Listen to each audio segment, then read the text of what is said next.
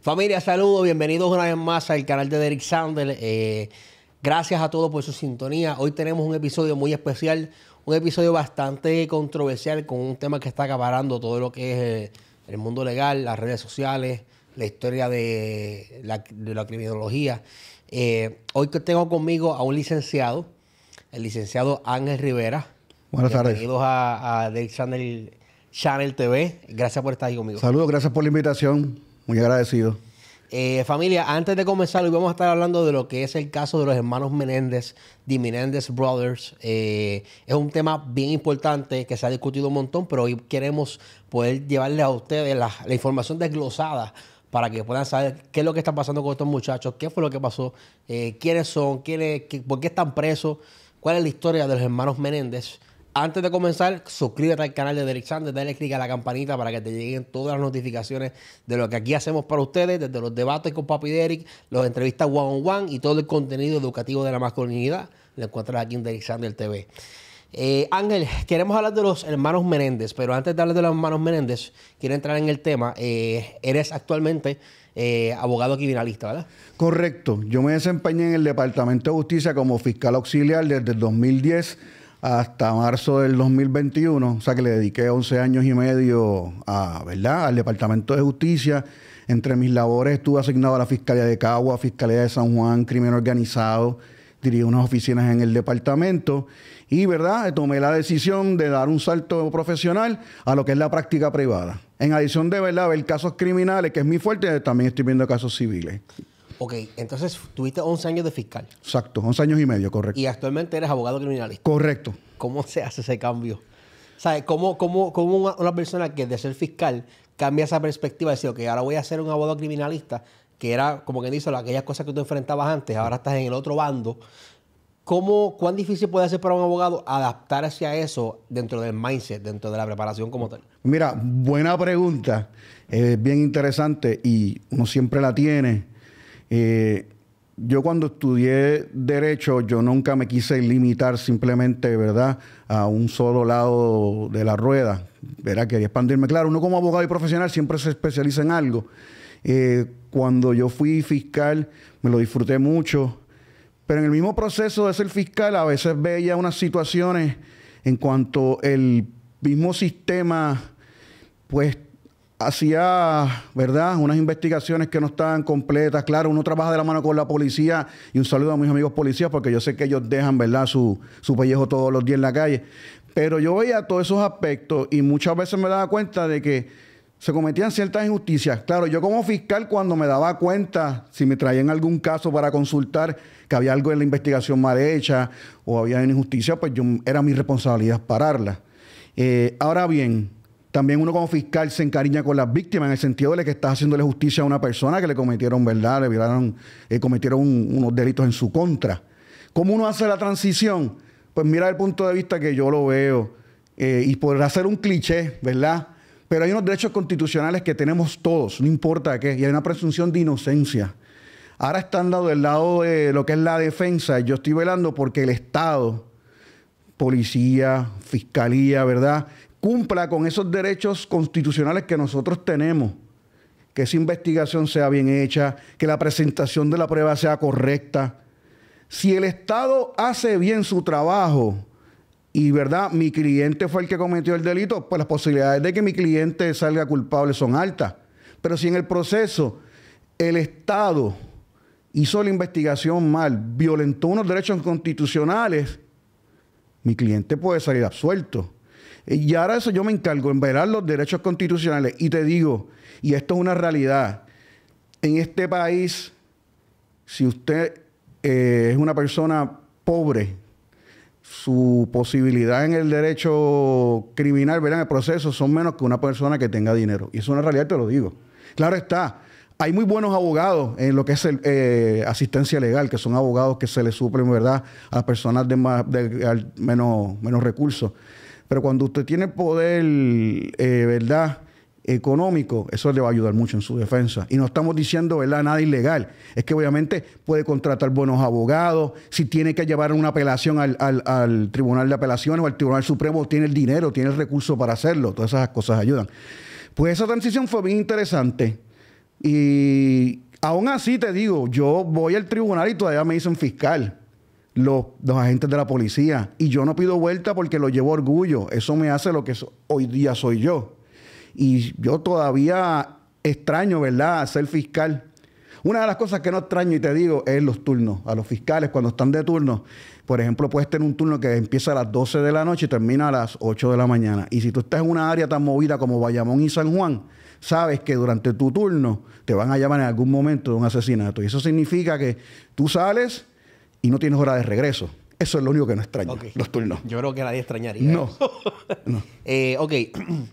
Diste una definición muy importante, que es que me estabas comentando que el abogado criminalista verá que los derechos de la persona de la cual se le está acusando sean protegidos y correcto, sean tenidos en cuenta. Es una definición muy, muy acertada y muy correcta, pero por la mayor parte del tiempo, por lo menos hablando de Puerto Rico, el abogado criminalista es visto como el charlatán, como que este tipo va a estar defendiendo a un tipo que mató, o que robó, o que hizo esto o lo otro. Entonces, el pueblo por lo regular tiende a ver mal al abogado criminalista por las emociones que hay envueltas, ¿verdad? Y por la falta de conocimiento que hay.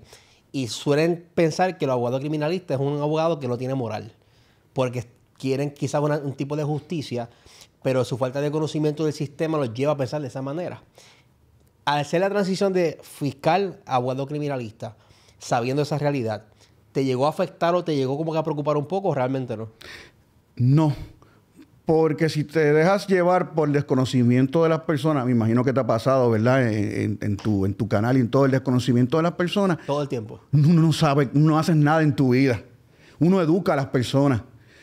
Lo que pasa es, ¿sabes qué? Nadie necesita al abogado de defensa hasta que lo necesita. Tú nunca sabes cuándo te puede pasar algo a ti que te acusen criminalmente. Y ahí es que entonces el abogado de defensa cambia y es el bueno. Nadie lo sabe. Otra cosa, y esto tengo que decirlo, yo tengo compañeros de defensa que son bien histrónicos, que les gusta gritar, les gusta representar, ¿verdad? Presentarse como dominante. No todos son así, hay unos que tienen ese estilo y ese estilo es el más que vende. Al puertorriqueño le gusta personas, ¿verdad?, que sean fogosas. Si tú eres un abogado de defensa, no puedes ser un blandengue, tiene que ser fogoso. Tienes tu cliente, tienes futuros clientes también que te están viendo. Tú quieres alguien que te defienda. Y eso se malinterpreta. Es un irresponsable, es un farfullero, es un corrupto, es un truquero. Es que la gente no entiende. Si tú no defiendes esos derechos constitucionales, se va todo el sistema al piso. Y alguien tiene que hacerlo. Claro, es una posición difícil porque hay unas víctimas. Y como te dije ahorita, si el Estado hizo la investigación bien, si sus fiscales presentaron la prueba bien, las posibilidades de que la persona sea la convicta son bien altas. Yeah. Pues por lo tanto, si el Estado hace su trabajo, ¿qué me queda a mí? Yo voy a ver que el Estado haga su trabajo. Le hago esas preguntas de una manera introductoria, porque entiendo que es una base necesaria para las personas que están viendo este podcast, para que puedan entender lo que está pasando con los hermanos Menéndez. En breves palabras, ¿cómo se puede definir o cómo se puede explicar la función del fiscal, la función del abogado defensor, la función de los jueces y la función del jurado? ¿Sabes? ¿Cómo ese sistema opera en casos como tal? Pues mira, vamos a empezar por la primera figura, el agente, el policía. El que llega a la escena y investiga el caso. Ese es el que va obteniendo la evidencia del caso y es el que se la presenta, ¿verdad?, al fiscal. El fiscal con esa evidencia que le presentan, él determina si se dan los elementos para radicar un caso. Por lo tanto, el Estado, que es la policía, y el fiscal son los que presentan la acusación. Se supone que cuando yo como fiscal presento un caso, esté claro de que ese caso yo lo puedo probar más allá de duda razonable. De que no queda ni un ápice de duda en ese jurado o en ese juez de que la persona que yo le estoy presentando los cargos cometió el delito. Esa es la labor del fiscal y del policía, investigar. Nota interesante, no todas las jurisdicciones de los Estados Unidos el fiscal va a la escena. En este ejemplo, por ejemplo, de los hermanos Menéndez, por lo que, ¿verdad?, pude estudiar, en esa escena no hubo un fiscal presente. En Puerto Rico, una escena de asesinato, siempre el fiscal está presente. Eso quiere decir que el fiscal que va a la escena es el fiscal que va a trabajar ese caso completo, porque él estuvo presente en la escena, él estuvo de mano a mano con los agentes investigadores. Ok, esa es la labor del fiscal, presentar el caso. Y su responsabilidad es presentar un caso más allá de duda razonable. Tú como fiscal no puedes presentar un caso si tú tienes duda y la prueba no está completa. Eso es bien importante. Si el policía te presenta unos hechos y todavía yo como fiscal tengo una duda, supone que responsablemente yo no presente el caso y que digan, pues que el juez resuelva ya. No. Yo le tengo que decir a la gente, termina tu investigación y una vez tú termines tu investigación, yo presento el caso. Y ahí te digo algo, ¿verdad? Y aprovecho. En este país, igual que en Estados Unidos, igual que en este caso, la prensa tiene mucho poder. Yo como fiscal puedo tener un caso que sé que es bueno, pero me falta algo todavía para que cuando yo lo radique sea fuerte, porque yo no quiero radicar un caso para que después ese caso se caiga en el camino y no le haga justicia a las víctimas. Sería irresponsable de mi parte. Pero cuando la prensa toca los casos, hay una presión y todos los vemos. Van a los medios, salen en diferentes sitios, hablan. Y esa presión se la pasan al fiscal. Y a veces empujan al fiscal a radicar el caso cuando todavía no está completo. Y a veces por eso es que vemos muchos, ¿verdad? No quiero ser papelones, pero muchas situaciones donde los casos se caen en el camino. Y al final del día, ¿quién es el que coge el cantazo? El fiscal. Y hay fiscales que yo conozco que son muy responsables y se paran y dicen, no, yo no voy a radicar el caso. Pero la presión es fuerte cuando tú tienes la prensa tocando en esos casos. Y eso fue algo que pasó en este caso, ¿verdad? Después lo hablamos en el caso de los hermanos Menéndez. Luego está, ¿verdad? Me dijiste la defensa, que es el abogado defensor. El abogado defensor es necesario, pero como te dije, para velar los derechos constitucionales, de que no le hayan hecho lo que dicen por ahí una rosca, que le montan un caso, que se haya hecho la investigación bien, porque tienen que tener esos derechos constitucionales. Recordemos, en una presunción de inocencia. Toda persona se presume inocente hasta que se le pruebe lo contrario. Claro. Y eso es lo que va a defender el abogado, ¿verdad? Y el abogado de defensa, en un principio, está un poco indefenso, ¿verdad? Por decirlo así, porque las primeras etapas del proceso, él no tiene la prueba completa que va a presentar. Cuando te digo prueba completa, por ejemplo, en Puerto Rico está lo que es la regla 6, que es el primer etapa cuando te va a recabar un caso. Que básicamente ahí va el agente, si es un fiscal asignado, como en un asesinato, y le presenta al juez la prueba que ellos tienen, que solamente tiene que probar que se cometió un delito y que hay una probabilidad de que esta persona lo cometió. En esas etapas, ni siquiera los testigos tienen que declarar. Se le presentan unos documentos escritos que se llaman declaración jurada, el juez lo lee, y si el juez cree lo que está escrito allí, te determinan causa para arresto y tienes una vista preliminar que serían 2 semanas después. Ese documento que el juez ve, yo como abogado de defensa no tengo derecho a observarlo en la regla 6. Básicamente en la regla 6, tu posibilidad de, como dicen por la calle, tumbar un caso no son muy altas. Muchas veces uno lo que trata de lograr es que la persona le ponga una fianza razonable para que pueda por lo menos estar en la libre comunidad, lo que el caso se ve. Ya en una segunda etapa, la vista preliminar, el testigo ese que presentó la declaración jurada se sienta a declarar. En esa vista preliminar, de nuevo, que se haya cometido un delito y hay una probabilidad más alta aún de que esa persona lo cometió. Todavía no es duda razonable. Y ahí sí, el testigo que va tiene que declarar. Ahí ya yo como abogado tengo la oportunidad de escuchar al testigo declarar y yo hacerle preguntas, las contrainterrogatorios. Las famosas preguntas de que, mire, lo cierto es que ese día usted no estuvo presente en ese lugar. ¿Sí o no? Ese tipo de preguntas que es la que a gente le molesta, porque son preguntas que yo te estoy haciendo la contestación y tú solamente te le mintas así o no. Preguntas subjetivas. Y ese es el derecho. Ese es el trabajo del abogado. Ahí ya tenemos una alta posibilidad, pero todavía yo no tengo derecho a toda la prueba. Si en la vista preliminar hay causa, vamos para juicio. Y en el juicio es que entonces el fiscal presenta toda su prueba y yo tengo derecho a examinarla antes de. Eso se llama el descubrimiento de prueba. El fiscal me tiene que presentar toda la prueba que tienen en mi contra para yo prepararme. De nuevo, pues es el derecho de, ¿verdad? de mi cliente. Y en ese, a nivel de juicio, es que entonces el fiscal tiene que probar lo más ayuda razonable. Ese derecho de descubrimiento de prueba es tan importante de que si no se cumple, por ahí mismo se puede ir el caso. Lo desestiman porque no se completó la regla 95. La regla 95 es la regla de procedimiento criminal que establece el descubrimiento de prueba. El es tan importante esa regla que si el fiscal dijo, ya juez, le descubrimos toda la prueba, y durante el caso de repente sacan una prueba que no había, como si tuviese sacado una carta debajo de la manga, no te lo van a permitir. Solamente en situaciones extraordinarias te la podrían permitir.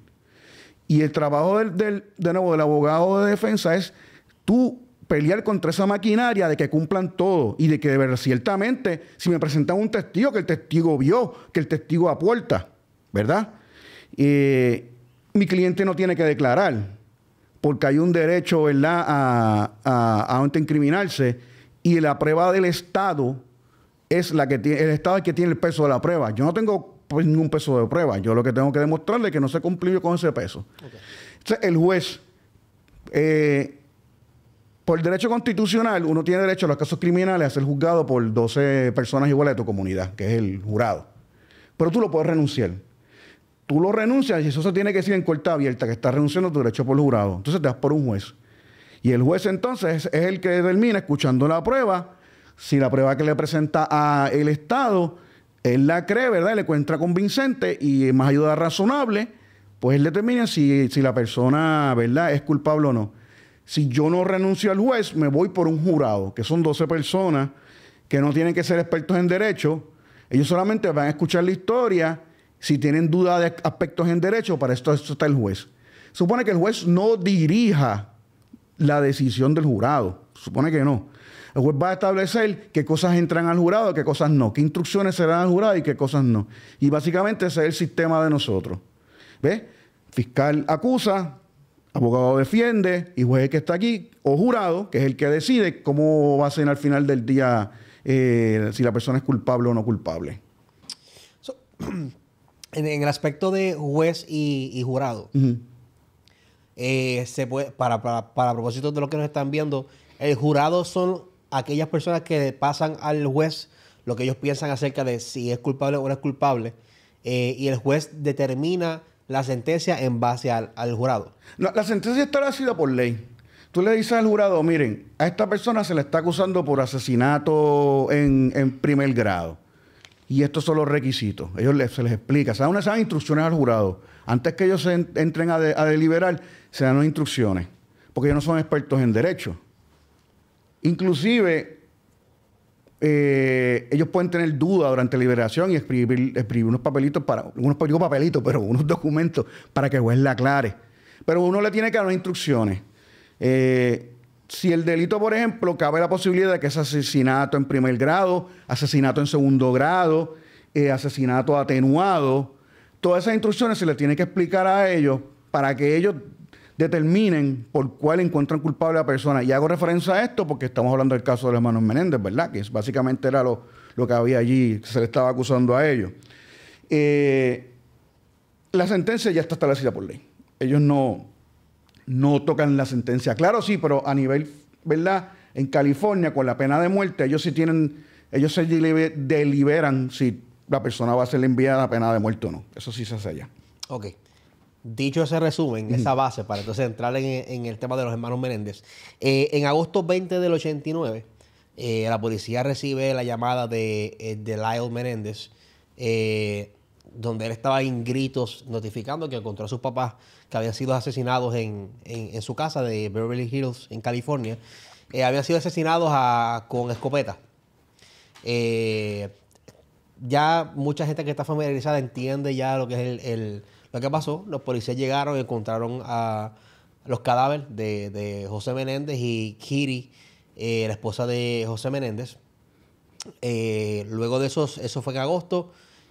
Aparentemente la versión que dieron los hermanos Menéndez fue que había sido gente de la mafia en California, porque José Menéndez era un gran empresario, multimillonario. Había sido conocido en la compañía RCA, que era de la música, que fue quienes trabajaron con Menudo. Luego de eso hacer cambios para hacer películas en Hollywood y se convierte en este gran empresario. Los hermanos Menéndez dijeron que había sido la mafia quienes habían matado a sus papás.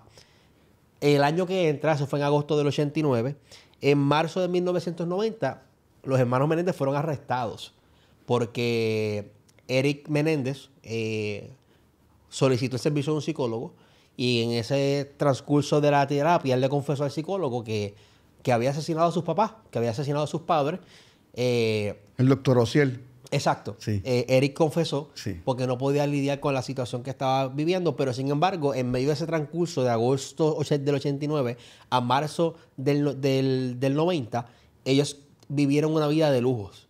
Prácticamente heredaron todos los millones de sus papás y se dedicaron a comprar carros, a viajar, a hacer un montón de inversiones y toda la cuestión. De hecho, no sé si sabes que apareció una carta de un jugador de baloncesto de la NBA. Sí, lo vi, que que salen ellos en el... Exacto, primera fila, que eso es para la gente famosa Sí. o gente millonaria. ¿Era de Mark Johnson era la carta? Exacto, sí. Y cuando, obviamente, en el proceso de investigación, la policía encontró que esto estaba medio sospechoso. Porque se veía como que, mira, estos muchachos, ¿cómo es posible que estos muchachos sufrieron un acto tan descabellado del asesinato de sus padres y están viviendo la vida loca como si nada hubiese pasado? Esto está medio raro porque se supone que ellos no estén dándose esa vida. Ellos se enteran de que cometieron el asesinato, la policía, porque la amante del psicólogo se entera, porque él le confiesa a ella que ellos habían asesinado, y que Lyle Menéndez había amenazado al psicólogo de que si él decía algo por culpa de Eric, porque Eric fue el que confesó, él iba a matar al psicólogo, él iba a hacer algo al psicólogo. La amante lo escucha y la amante es la que entonces reporta a la policía que ellos habían confesado eso. Proceden a arrestar a los muchachos. Ahora bien, esa es básicamente la historia de cómo fue que lo arrestaron. O si él los grabó. Exacto. Él grabó. Y ahí hay un punto importante, lo voy a explicar. No. Mira, según las reglas de evidencia, una persona, ¿verdad? Abogado cliente, psicólogo cliente, doctor cliente, hay un principio de confidencialidad. Por las reglas de evidencia, se supone que esas conversaciones no entraran. Claro. Él se sentó a declarar al respecto. Lo que pasa es que una de las excepciones está si el psicólogo sí puede declarar si su vida está en peligro. Y como aquí Lyle lo amenazó, su vida está en peligro. Pero yo estuve haciendo un research y aparentemente los tapes que él grabó no se permitieron usarlos en el juicio. Si él declaró, pero por lo que tengo entendido me refiero al primer juicio, que lo que él grabó no entró, ¿verdad? Porque la defensa peleó. Por eso son las razones de que el caso tarda mucho en arrancar, porque una vez se presenta lo que es ante el gran jurado, que es el indictment, tarda mucho en arrancar, porque una cosa que estaba peleando la defensa eran esos tapes. Porque ahí hay un privilegio paciente-cliente. Y el señor, ¿verdad? No sé si tú llegaste a verlo, se veía un poco, como dice el americano, sleazy, como medio truquero. Sí. Entonces es la amante quien lo tira al medio porque se molesta. De hecho, en la serie de Monster que hizo Netflix de los hermanos Menéndez, que está bien alterada de muchas cosas, pero plantean como que el psicólogo le hizo blackmail a Eric. Sí, eso también lo hizo en el documental, como fue como un blackmail que le hizo. Sí, blackmail, mi gente, para los que no sepan lo que es blackmail, es cuando tú tratas de sobornarnos. Decir, yo tengo esto de ti, tienes que pagarme tanto para que yo no hable. O sea, tienes que pagarme Soborno. 2 millones. Se llama soborno. Soborno es la palabra. Sobornar a una persona, prácticamente. Es un delito. Es un delito. Sí. Cuando comienza el caso, claro, a nivel social, a nivel prensa, a nivel de todo, ellos eran culpables. Ellos eran culpables porque, claro, mataron a sus padres a escopetazos. No fue que le dieron uno, fue que le borraron el rostro por completo Sí, a José no sé si Menéndez. tuviste la oportunidad de buscar las fotos inéditas. Yo las vi. Yo las vi también. Y estaban para pelo. Sí. ¿Sabes? Fue increíble. Sí, se parecen a unas cuantas escenas que yo cogí aquí en Puerto Rico. Pues se ve una escena de gente disparando descontroladamente. Sí. Eh, Y de cerca. Cuando ellos van a la corte, ante todo esto, a nivel de prensa, siempre fueron culpables. Claro, no declarado culpable por un juez, sino a nivel de prensa, a nivel de la gente, los valores, la sociedad, todo, eran culpables. Eran 2 hermanos engreídos que se les había dado todo porque eran riquitillos, porque eran de California, porque papá era millonario, y lo que estaban buscando era la herencia, estaban buscando era los millones de los padres, y por eso fue que los mataron. Eso es lo que cualquier persona piensa, y piensa que tiene toda la razón pensar de esa manera. Ujú. ¿Qué sucede? En medio del caso, surge lo que ya sabemos, que es la cuestión de que sale el testimonio de que Eric Menéndez, los hermanos Menéndez, habían sido violados sexualmente por parte de José Menéndez, que era su papá. O sea, el papá llevaba una vida de abuso sexual con sus hijos, incluyendo que Kiri Menéndez, que era la esposa de él, también sabía. Traen eso a la corte, que nadie veía eso venir. Traen primos de los hermanos Menéndez para testificar. Una de las primas de ellos testificó que creo que fue Eric, el pequeño, que en un momento dado le comentó a ella lo que estaba pasando. Lyle le cuenta, entonces llega Kitty y le dice, no, eso no es así, y lo manda a subir al cuarto. Exacto. Sí. Y que incluso ella misma también narra que en un momento dado José Menéndez le puso una escena que era como pornografía frente a unos niños, que era una película brasileña. Y José Menéndez se mofaba y se reía y prácticamente se fueron de la casa porque no podían lidiar con eso. De la manera tan que exponen, según ellos, que era José Menéndez, de que era un tipo enfermo sexualmente. Pero ante todas estas, en esos tiempos que eran los 90, no era común los casos a viva voz de lo que es violencia sexual, y mucho menos de un padre a un hijo, mucho menos de un tipo tan exitoso como era José Menéndez y tan poderoso como él. Ahí pasó algo muy importante que quiero hablar contigo, porque estábamos hablando ahorita del poder de la prensa. Salen todos estos testimonios de cómo ellos fueron maltratados por su papá, donde ellos explican que esto fue una manera de defenderse para poder librarse de su papá, que los tenía en esa esclavitud, incluyendo ya Eric, que es el menor, tenía 17 y todavía estaba pasando por eso. Cuando ellos, al final de toda esta cuestión, se decide o se plantea que el jurado no sabía qué hacer, que el jurado estaba confundido entre la evidencia de los abusos sexuales versus la prensa lo que estaba diciendo versus la fiscalía lo que estaba planteando. Y ese juicio no se determinó. Entonces yo quiero entrar en ese aspecto. ¿La prensa realmente fue el factor poderoso de generar el conflicto contra lo que estaban planteando de los testigos de los hermanos Menéndez, donde decían que sí habían sido abusados sexualmente? O sea, ¿esa fue la decisión radical que permitió esa confusión del jurado, tú crees? Mira, cuando uno escoge un jurado, una de las primeras advertencias que le hace el juez es: usted no va a leer nada al respecto, usted no va a estar mirando la prensa nada al respecto. Inclusive se les pregunta a los jurados si conocen del caso. En mi experiencia, ellos te van a decir: no conocemos, no vamos a ver nada, pero vamos a hablar la verdad. Nadie vive en una burbuja. Ese jurado no lo secuestran. Si lo secuestran, es usualmente cuando van a deliberar, pero durante el proceso ellos van a sus casas, ellos hablan con su familia, ellos ven prensa. Seguro que la prensa influye, por más que digan que no. Inclusive, en uno de los reportajes que vi, entrevista a un jurado y ella dice: a mí me preguntaron del caso y yo sabía, pues yo lo había visto en la prensa. O sea, es imposible que eso no juegue un factor. Somos humanos. Nos va a influenciar, claro. Uno parte de la premisa que no.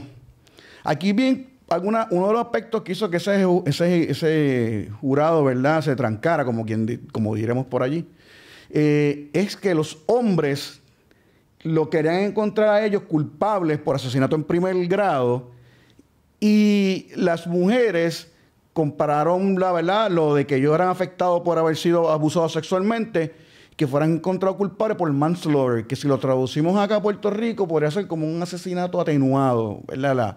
Más o menos acá actualmente lo que es en el Código Penal. Y ese era el tranque en que había entre ellos.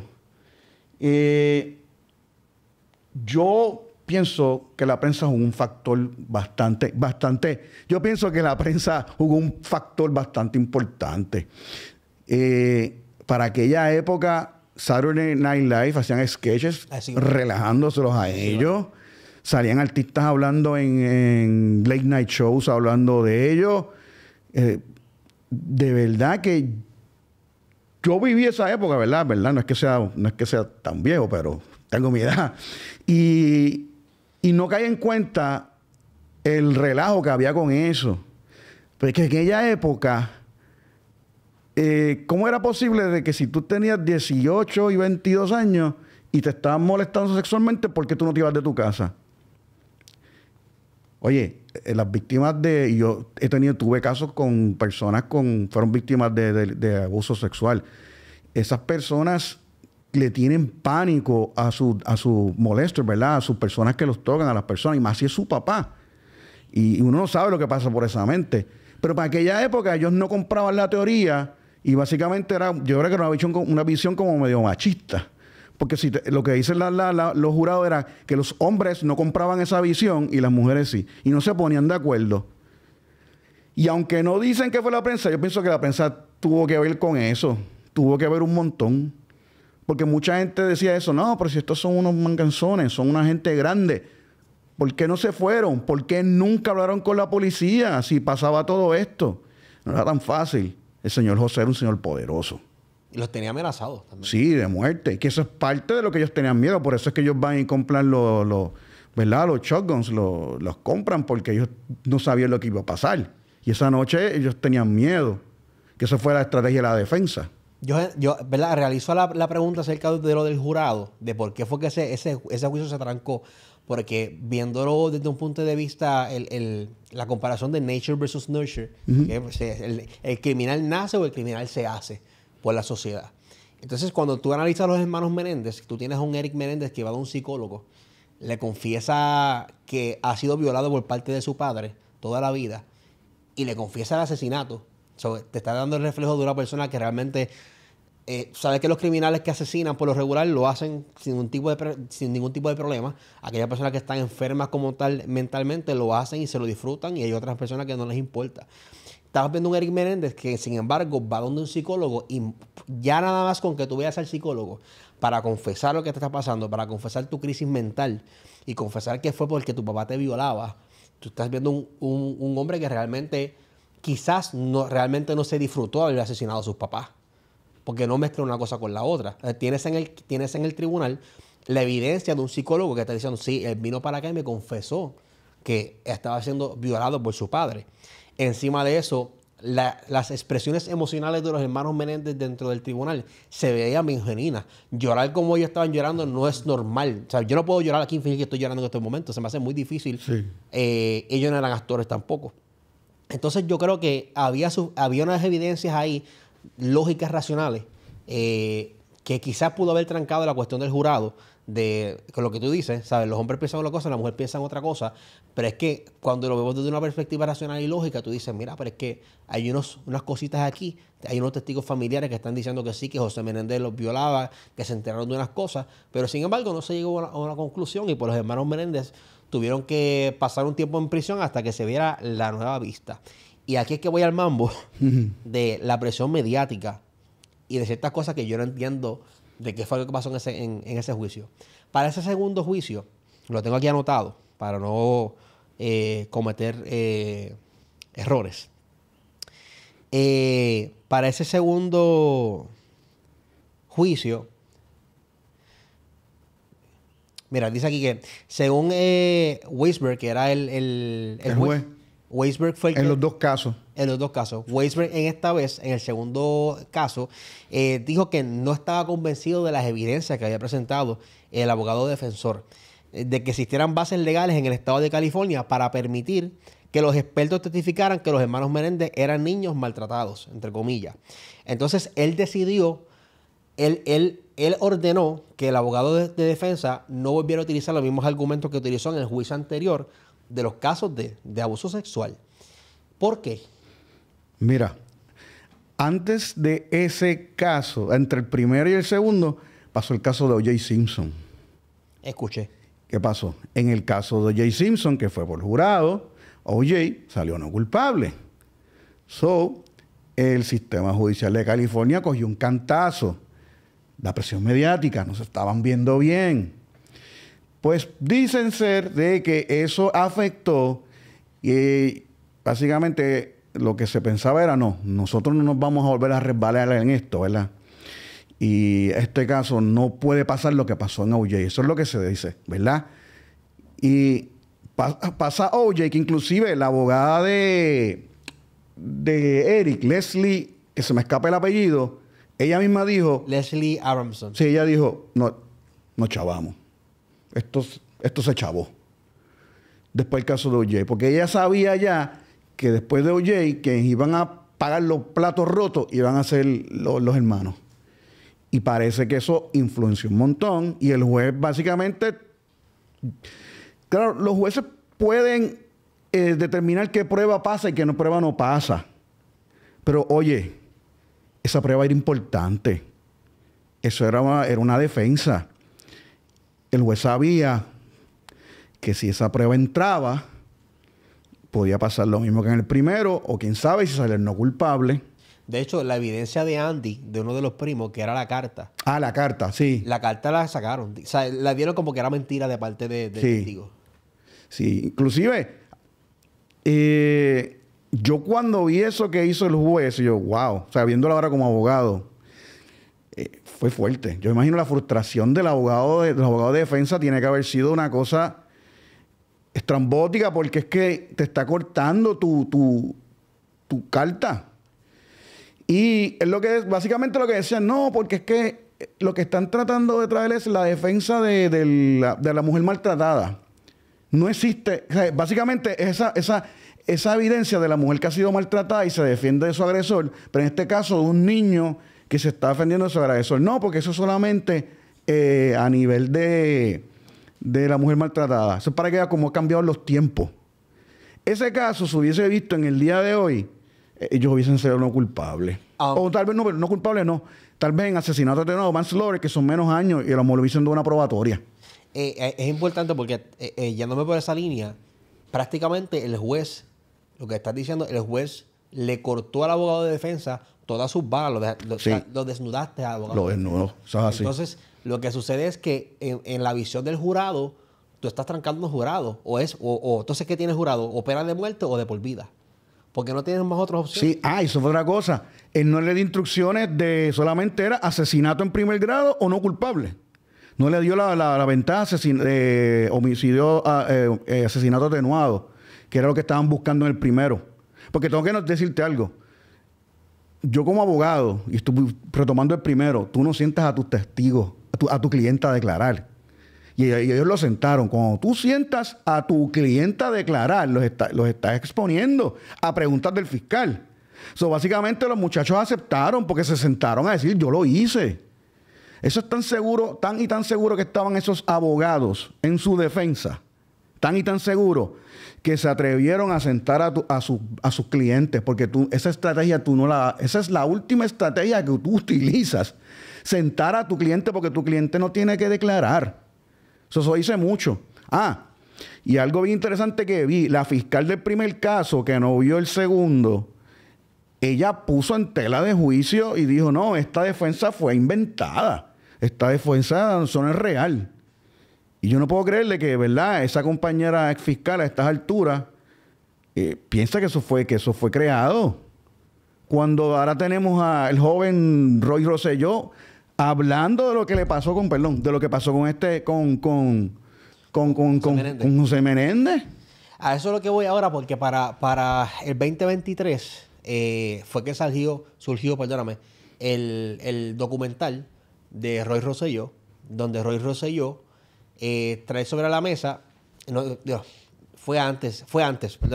antes de Roy Rosselló salió, se encontraron unas evidencias. Te voy a decir el nombre del señor. Él es, lo tengo por aquí anotado. En alguna parte. Él es autor del libro y ha estudiado el caso de los hermanos Menéndez desde toda la vida. Se me perdió por algún lado. Por algún lado está. Anyway, pero salió una evidencia de la carta de Eric a su primo en el 88, donde él le confiesa... Antes de los hechos, donde él le confiesa a su primo que el papá todavía seguía abusando de él. O sea, que estamos hablando de que Eric tenía 16 años cuando eso. Era un teenager. Que todavía seguía abusando de él. Sale esa carta a reducir. Y entonces, encima de esa carta es que sale el documental de Roy Rosselló, donde él testifica de que José Menéndez lo había violado cuando estaba en Menudo. Entonces, ¿qué pasó ahí? ¿Sabes? Ahí es que la cosa se trancó, porque entonces sí le da validez al testimonio de los hermanos Menéndez, que aquel juez en la segunda vista del tribunal descartó todos esos argumentos que estaban sobre la mesa de parte del abogado de defensa. Traen sobre eso, entonces ahí es que el District Attorney de California trae, se llama George Gascon. Sí. Gascon, realizó una moción recomendando que los hermanos Menéndez salgan de la prisión. Eso fue a base de una petición, una petición que hace la defensa de los hermanos Menéndez. Eso es un habeas corpus, creo que es verdad. Sí, ellos están pensando, habeas corpus es preséntame el cuerpo. Ellos estaban presentando la moción. Ellos presentan, mira, o me los resentencian o básicamente le dan un nuevo juicio. Esas son las dos opciones que está pidiendo el abogado de defensa, dos caminos. O traes el caso otra vez y le cambias la sentencia, o vuelves a hacer un tercer juicio con esta nueva evidencia. Oye, para que te den un nuevo juicio, tú necesitas presentar algo convincente para que te den esa petición. Y usualmente los fiscales se oponen. Para que un fiscal de distrito haya cogido eso y no se oponga, que sí que es contundente. Y de nuevo, esto no es una nueva evidencia. Esto es una evidencia que ya estaba. Exacto. Pero en el segundo juicio, precisamente el juez no la permitió. Inclusive en el primer caso eran 56 testigos. Y en el segundo él lo limitó. Él quería acabar con ese caso. Creo no. El jurado tomó la decisión en el segundo caso en menos de una semana. O sea,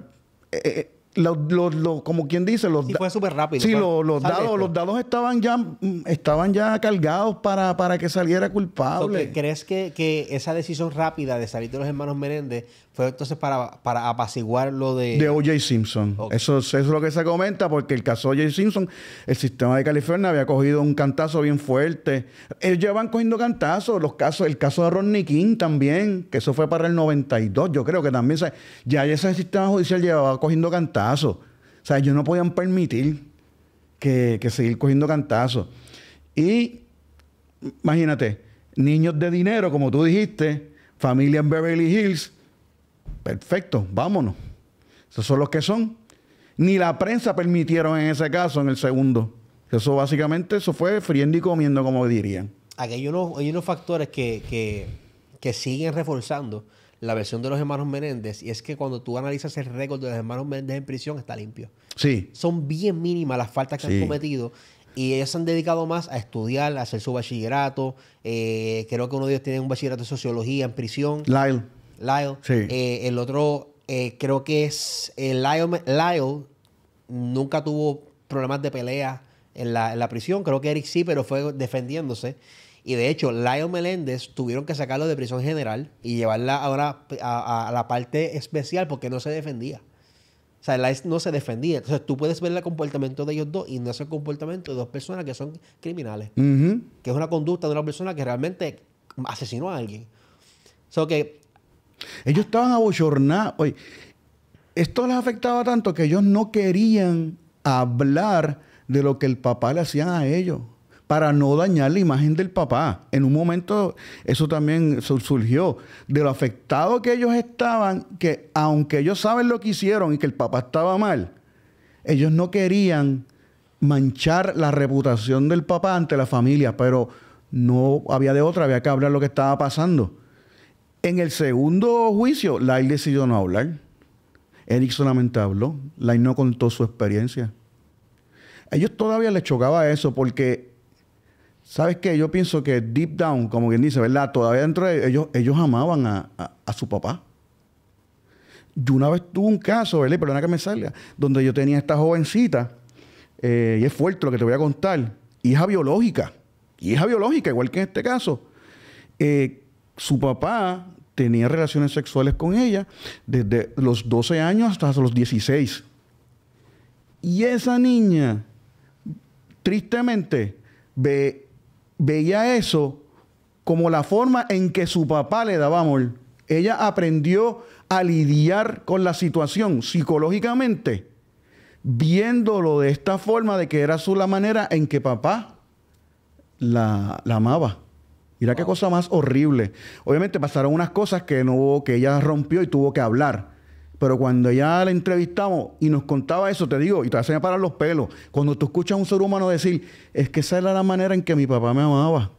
Inclusive, Eric decía, volviendo a los hermanos Menéndez, decía, cuando yo estoy solo con mi papá, que él hace esas cosas, a mí O sea, no es que me gustaba, pero era la manera de yo estar solo con mi papá y sabía que mi papá me amaba. Mira cómo es el ser humano. Y cuando uno es niño, que tu cerebro trata de defenderse y tú creas unas estructuras que no son normales. Definitivamente, ellos fueron víctimas. Eso no cabe la menor duda. Y yo pienso que ellos ya han cumplido un montón. Ya son, ¿cuánto? ¿30 años? 34. Ya, de verdad que sí. Recientemente, el mes pasado, en octubre, la familia de los hermanos Menéndez hicieron una conferencia de prensa en Downtown Los Ángeles. Ahí también estuvo el District Attorney, el abogado, el fiscal de distrito, apoyando a la familia. Hablaron los hermanos de Kitty, o sea, la tía de ellos. Hablaron los primos. Prácticamente ellos tienen a toda su familia que quieren que los saquen de la cárcel y creyendo en la versión que ellos trajeron, incluyendo la hermana de la mamá de ellos, primos. O sea, que por lo regular, en estos casos de familia es bien difícil tú tomar un bando por el trauma que te genera. Claro. Pero ellos están 100% del lado de los hermanos Menéndez solicitando una reconsideración de libertad o de ver qué está pasando con todas estas evidencias, porque salió Roy Rosselló hablando y confirmando que había sido violado por José Menéndez. Y entiendo que en California eso es parte de los requisitos, que la familia de las víctimas esté de acuerdo con este proceso. La familia de las víctimas, que también son familia de ellos, están de acuerdo con el proceso. Y yo vi la conferencia y todos confirman y están todos de acuerdo que ya es hora de que ellos regresen a sus casas. Hay una tendencia de pensar que toda persona que comete un asesinato es porque lo hizo porque quiso. En Puerto Rico casi siempre cuando cometen asesinato asesino y ya, mételo preso. Y no pensamos, y la sociedad no sabe de estas cosas, de que a veces, ¿por qué ese criminal cometió ese asesinato? ¿Cuál es su contexto familiar? ¿Se está bien de la cabeza? ¿No está bien de la cabeza? ¿Realmente puede rehabilitarse? O sea, son muchos los escenarios. La gente piensa que esto es bien o mal. Esto es blanco o negro. Y realmente no. Sabemos el caso de estos dos hijos que mataron a sus papás con una escopeta y le dieron varios detonaciones a los papás. Y para la sociedad eran culpables. Ahora resulta que con todo esto, aparentemente, ante nuestros ojos y entre las evidencias que hemos recibido de las cosas que han pasado, para nosotros, los hermanos Menéndez probablemente eran inocentes y esa fue la razón por la cual ellos lo hicieron. Hay que ver, ¿verdad?, que obviamente que dice el estado de California, que dicen los tribunales en cuanto a esto, pero realmente, ¿qué posibilidades tienen los hermanos Menéndez de salir de la cárcel? Pues mira, parece ser que con el fiscal de distrito, Gasco era, ¿verdad? Gasco, las posibilidades eran bien altas. Y digo eran, ¿por qué? Porque hubo una elección y en California esos fiscales de distrito se vota por ellos. No es como en Puerto Rico, que tú eres nombrado por el gobernador y te confirma el Senado. Él perdió su puesto como fiscal de distrito. Ahora hay un nuevo fiscal de distrito, que es republicano, este señor era liberal, y entra en función en diciembre 2. La vista de los hermanos Menéndez es para diciembre 11. ¿Qué quiere decir? Que ya el fiscal de distrito no es el mismo. Este fiscal de distrito nuevo ya mencionó de que él iba a revisar todas las decisiones que el fiscal anterior hizo. Hay que ver qué va a suceder con este caso. El fiscal saliente, que es fiscal Gasco, ¿verdad?, está pidiendo al gobernador de California que los indulte. Mira qué interesante. Un mismo fiscal está pidiendo que los indulte. Usualmente eso lo solicita, ¿verdad?, los familiares o la persona confinada. El fiscal de distrito que los indulte.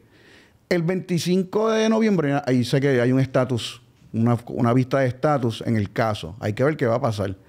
Pero hay que ver, ojo, si salen o no salen, porque es un fiscal de distrito nuevo. Y eso es lo que tenemos que estar pendientes. O sea que esto puede tener una segunda parte, nuestra conversación. Pero entonces, ok, diste justo en el punto, porque entonces ahora quiero contrastarlo con los 90. Ajá. Porque en los 90 estábamos hablando de que los medios, la prensa tuvo influencia. Sí, muy bien. En estos momentos hay montones de cuentas a favor de los hermanos Menéndez. Ahora es todo lo contrario. TikTok, Instagram, YouTube, Netflix, todo el mundo está hablando de los hermanos Menéndez Y la mayoría de la gente de la sociedad se inclina hacia la inocencia de los hermanos Menéndez. Digo, no inocencia de los actos porque los cometieron, Claro. sino la sentencia, la motivación, en el sentido de empatía hacia los hermanos Menéndez. ¿No será que las redes sociales también pueden volver a tener influencia en esta ocasión? Pienso que sí. Pero recuerda que estamos hablando de generaciones. No sé cuántos años tiene este señor, pero vamos a ser sinceros. Hay diferentes generaciones, y tú lo debes saber, ¿verdad? Con diferentes pensamientos. Hay una generación que completamente abierta a todo lo que son los influencers, los media, TikTok, Instagram. Y hay otra generación que a ellos no les importa nada de eso y hacen, ¿verdad?, según su mente conservadora. Yo pienso que debe tener una influencia bien grande, pero no sabemos lo que esta persona va a pensar. Claro, tú tienes que quedar bonito para la foto. ¿Y qué se vería más bonito para la foto a este señor que está entrando? Mira, le dio la mano. Oye, y de nuevo, básicamente lo que están diciendo es, mira, lo que les falta. Vamos, por unas cosas que estaba diciendo el fiscal Tito Saliente, vamos a bajarle la sentencia a 50 años. O sea, que si compraron 30, le quedan 20, que esos 20 sean probatoria. O sea, que no le están dando un free ride, no le están dando una corrida gratis. A ti te ponen en probatoria por 20 años, no es fácil. Quiere decir que tú no puedes cometer ningún tipo de delito porque te la pueden, ¿verdad?, virar para atrás la probatoria y te vas para adentro. O sea, que no está diciendo que se vayan. Eso es lo que estaba pidiendo originalmente. Ahora con el indulto sería completamente un free slate. Porque este fiscal que es saliente no sabe lo que va a hacer el nuevo. Pero oye, si la prensa jugó un papel importante en los 90, yo espero que ahora, de verdad, juegue un papel más importante y a estas personas que cumplieron, cumplieron porque lo hicieron, ya ellos cumplieron, pagaron su sentencia. El que estaba en la cárcel, y yo tengo clientes, ¿verdad?, que me han dicho, y cuando era fiscal, me decían, licenciado, el que está en la cárcel sabe que un día vale un montón de días. 30 años en la cárcel no está fácil. O sea, los muchachos pagaron. Y yo pienso que ya es hora ¿verdad? Y yo espero que esa influencia de la prensa, de los medios, funcione ahora. Esto de Netflix, esos documentales, yo pienso que eso va a ayudar. Pero hay que ver cuál es la mente, porque aparentemente si es un conservador el nuevo, hay que ver qué sucede. Hay una cuestión de resignación por parte de las personas involucradas en caso de la defensa de los hermanos Menéndez. Lograron entrevistar a no la entrevistaron, sino que la pillaron en la calle a la abogada Leslie La lograron conseguir porque yo vi, sí, ok, qué bueno. Entonces ella dijo lo siguiente, ella dijo, le preguntaron acerca del documental de Netflix. Ok, porque ella no participó en ese. No de los Menendez Brothers que Okay. habían hecho, sino de Monster. Ok, la serie. Ahí fue que le pusieron como una cuestión de que ellos se gustaban entre ellos mismos y alteraron un montón de cosas. Ok. Sí. Pero ella dijo, ni la cantidad de redes sociales ni las peticiones de los adolescentes va a cambiar el destino de estos clientes. Solamente la corte puede decidir y ya lo hicieron. Ok, eso es una contestación clásica, genérica, porque al final del día es verdad, es la corte. Un abogado conservador, pero un abogado hoy día, yo te digo, eso influencia, seguro que sí. Lo que pasa es que ella te va a dar la contestación del libro, la contestación correcta. No importa lo que todo el mundo diga, al final del día debe ser el juez. Es la verdad, es el juez. Pero vamos, hay que hacer justicia. Parece que a ella le dolió mucho ese caso. Ella básicamente pasó la página. Pues, son cosas que suceden, porque por lo que yo vi, ella dedicó mucho ese caso. Ella dedicó mucho ese caso. Y estoy seguro que ese segundo caso, donde le prohibieron muchas cosas para ella presentar, le tiene que haber afectado. Suponiendo que los hermanos Menéndez salgan de la cárcel,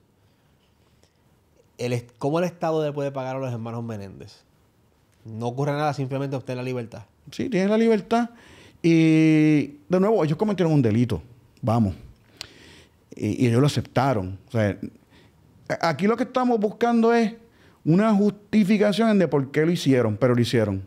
O sea, tú cometes un delito, aunque tengas una justificación, tú tienes que darle cara a ese delito. Claro. Y aquí no fue una legítima defensa de que, por ejemplo, los papás iban para encima de ellos con una escopeta y ellos se defendieron, porque eso es otra historia.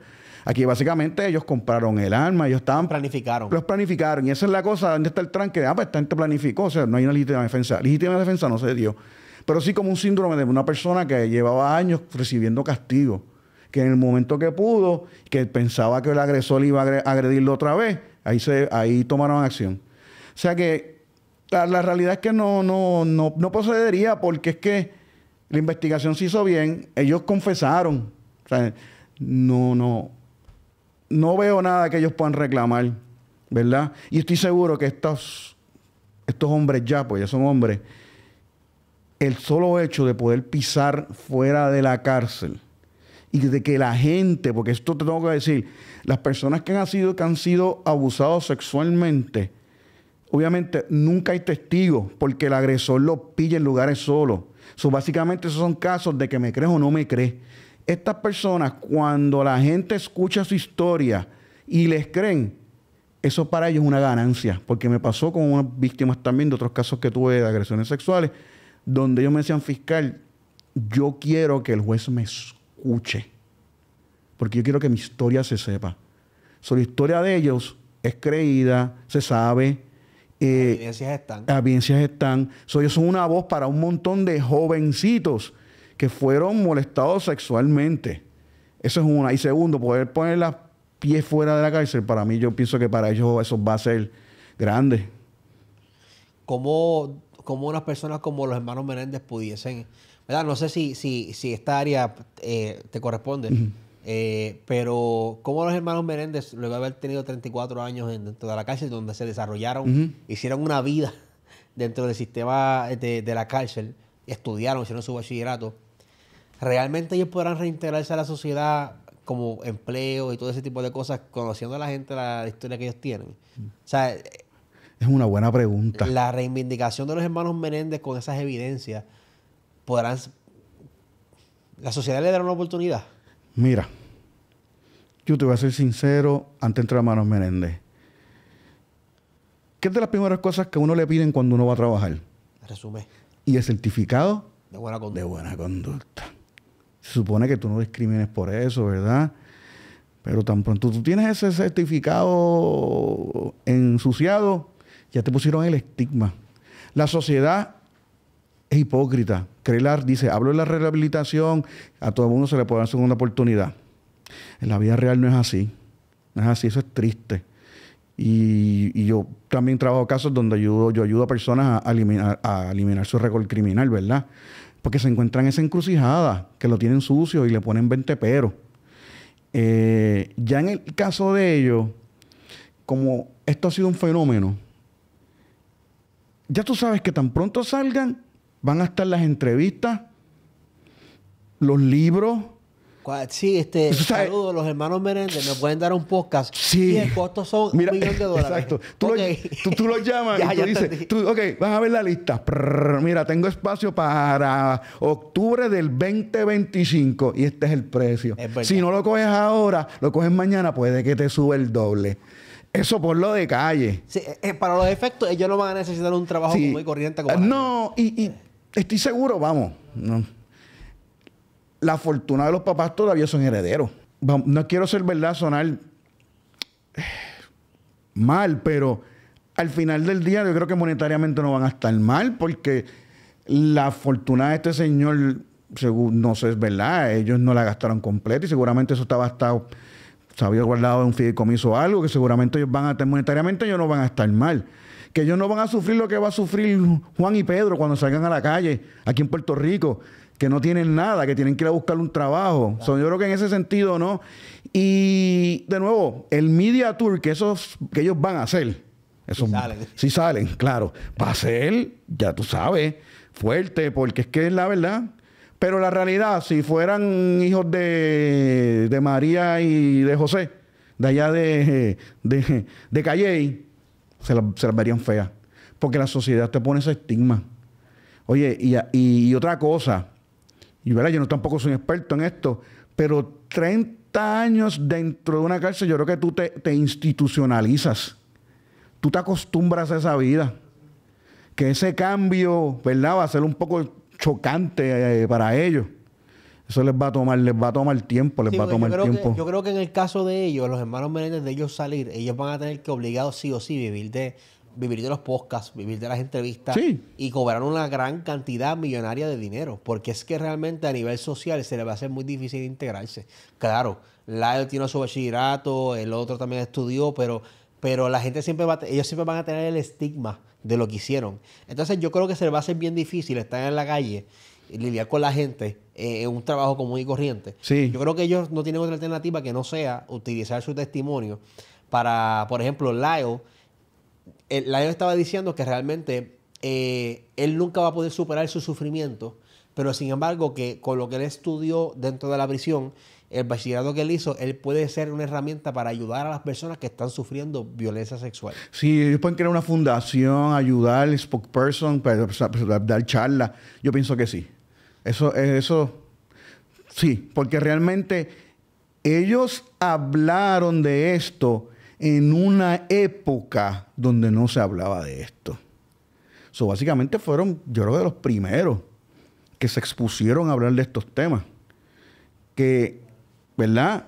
Tú no sabes, tú has escuchado las historias de lo que se dice que pasa en el mundo de Hollywood, en ese mundo de los empresarios de la música, esos empresarios altos, donde... Sí, los Puff Daddy de la vida. Exacto, los parties de Puff Daddy, exacto. Tú sabes, las depravaciones alegadas, tengo que decir siempre alegado porque no han probado nada. Depravaciones sexuales que hacen y como muchas veces trafican jóvenes entre personas. Mira, ellos fueron de los primeros que hablaron de esta situación.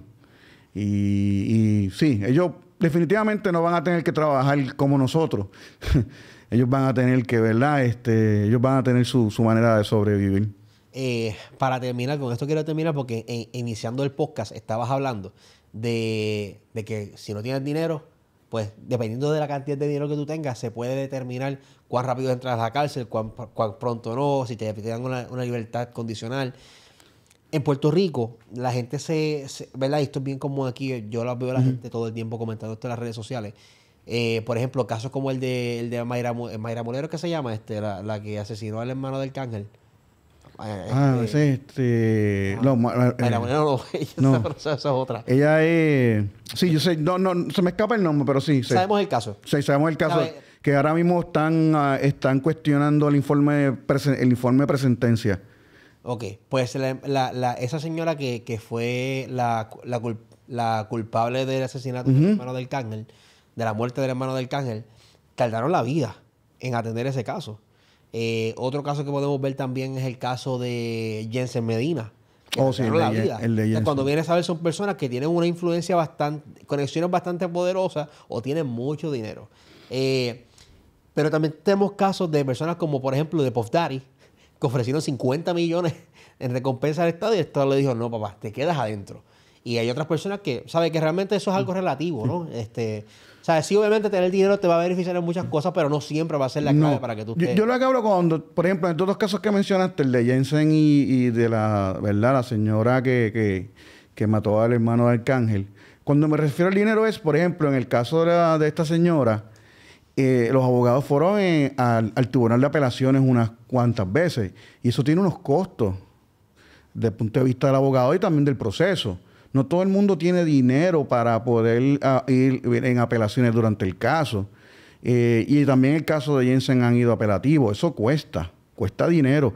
Y no todo el mundo tiene esa cantidad de dinero. Y por ejemplo, si tú estás viendo un caso y de repente sucede algo en el caso y tú vas al apelativo, el caso se paraliza. O sea, el tiempo sigue corriendo. Y obviamente si el tiempo sigue corriendo, sigue chiquín.